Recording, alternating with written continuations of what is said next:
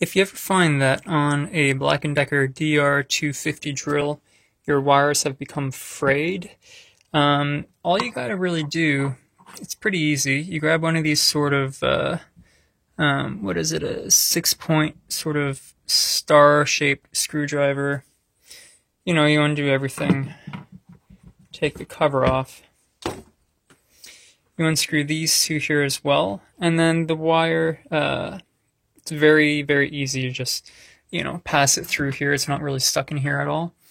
And then what you want to do is you can remove this section, bring it off.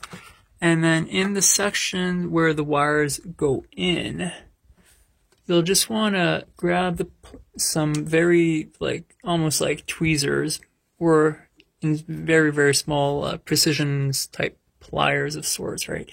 And then you're going to hold down in there, pull the wire out, and then, just cut it at the section down here, feed it up.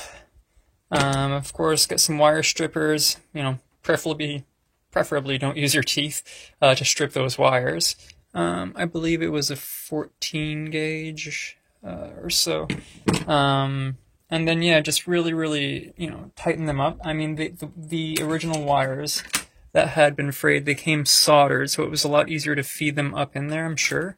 But you could still do it by just, twisting them up nice and tight.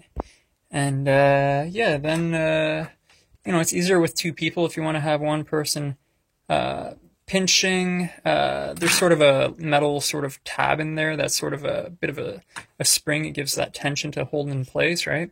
So put these in, pinch down, and then have the second person, or if you're doing it yourself, sliding the wires back up in there.